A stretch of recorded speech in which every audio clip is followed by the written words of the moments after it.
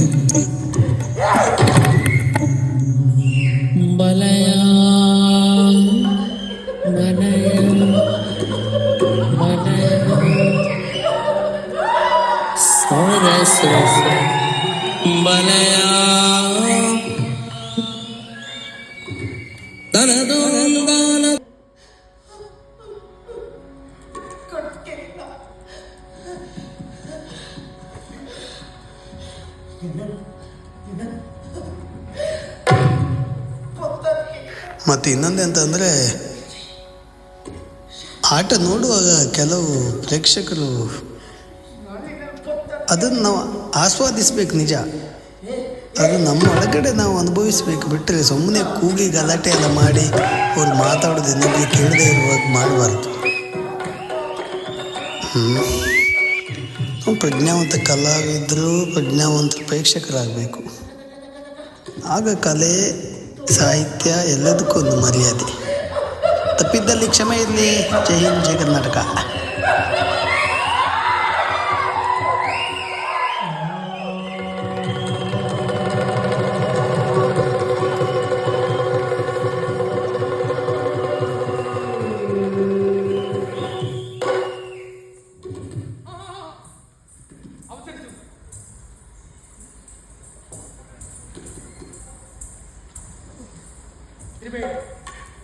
ತ್ರಿವೇಣಿ, ನಿಧಾನವಾಗಿ.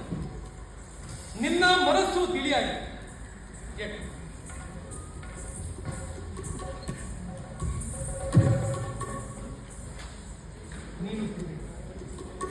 ನೀನು ತ್ರಿವೇಣಿ ಮಾತು.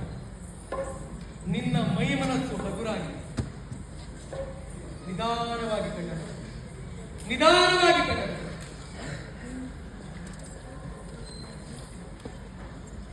ಆ ಕಡೆ ಇದ್ದವ ಯಾರು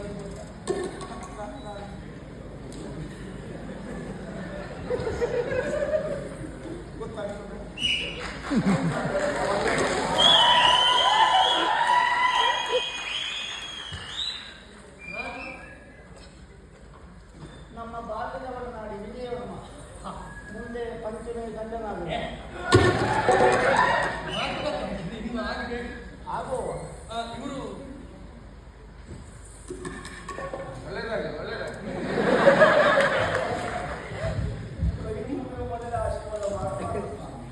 ಮನಸ್ಸಿನ ಕೇಳಿ ಕೈ ಮುಗಿತಾ ಇದ್ದೀಯ ಅನ್ನೋದು ನನಗೆ ಅರ್ಥ ಆಯ್ತು.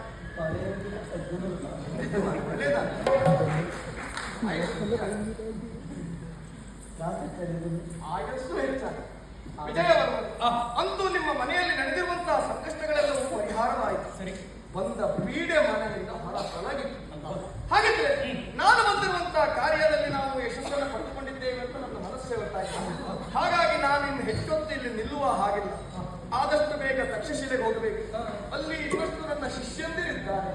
ಅವರ ಜೊತೆಯಲ್ಲಿ ಸೇರಿ ಅನುಷ್ಠಾನವನ್ನ ಇನ್ನೂ ಅಧಿಕ ಸಂಖ್ಯೆಯಲ್ಲಿ ನಾನು ಮಾಡಬೇಕು. ಹಾಗಾಗಿ ನಾನು ಹೊರಡ್ತಾ ಇದ್ದೇನೆ. ಒಳ್ಳೆಯದು ಒಳ್ಳೆಯದು, ಬನ್ನಿ ಮತ್ತೆ. ಆಯ್ತು, ಮತ್ತೆ ಬರ್ತೇನೆ. ಸಮಸ್ಯೆ ಇಟ್ಕೊಂಡು ಬರುವುದು. ಒಳ್ಳೆಯದಾಗಿ ಸಂಸಾರ ಸಾಕು. ಇನ್ನು ನೀವು ಯೋಚಿಸುವುದಿಲ್ಲ. ನಿಮ್ಮ ಪಾಲಿಗೆ ಬಂದಿರುವಂತಹ ಕಷ್ಟಗಳೆಲ್ಲ ದೂರವಾಗಿ ಹೋಯ್ತು. ನಾಳೆಯಿಂದ ನಿಮ್ಮ ಸಜ್ಜೆಯನ್ನು ಆ ಕಡೆ ದಕ್ಷಿಣ ದಿಕ್ಕಿನ ಕೋಣೆ, ಆ ಸಜ್ಜಿನಿಂದ ನಾಳೆಯಿಂದ ಅಲ್ಲಿ ಇರಲಿ. ಏನು ಸಮಸ್ಯೆ ಆಗ್ತದೆ? ಹೌದು, ಅಲ್ಲಿ ಯಾರು ಇಲ್ಲ. ನಾಗವಲ್ಲಿ ಎಲ್ಲ ಹೋಗಿ ಆಯ್ತು, ಇನ್ನು ನಾಗವಲ್ಲಿ ಇಲ್ಲ. ನೀನು ನೋಡ್ರಿ ಗೊತ್ತಾಗ್ತದೆ ನನಗೆ. ಅದಲ್ಲ, ಈಗ ಕೇವಲ ನಮ್ಮಿಬ್ಬರ ಬಗ್ಗೆ ಆಲೋಚನೆ ಮಾಡ್ತಾ ಇದ್ದೇವೆ. ನೀವೇನಾದರೂ ಮದುವೆ ನಮ್ಮ ಮನಸ್ಸು ಒಪ್ಪಿದೆ. ಹಿರಿಯವರಲ್ಲಿ ಮಾತಾಡಿ ಆದಷ್ಟು ಬೇಗ ಪಂಚಮಿಯನ್ನು ಮದುವೆ ಆಗುತ್ತೆ. ಆದಷ್ಟು ನಮ್ಮ ಸಂಬಂಧ ಇಲ್ಲಿಗೆ ಮುಗಿಯಬಾರದು. ನೀನು ಆಗಾಗ ಇಲ್ಲಿಗೆ ಬರ್ತಾ ಇರಬೇಕು, ನಮ್ಮ ಜೊತೆಯೇ ಇರಬೇಕು. ನೀನು ಯೋಚಿಸುವುದೇ ಬೇಡ. ಇವರೆಲ್ಲ ನಮ್ಮನ್ನು ನೋಡುವುದಕ್ಕೆ ಯಾವಾಗ ಬಯಸ್ತಾ ಆಗ ನಿಮ್ಮ ಕಣ್ಣೆದುರಿಗೆ ನಾವು ಬಂದು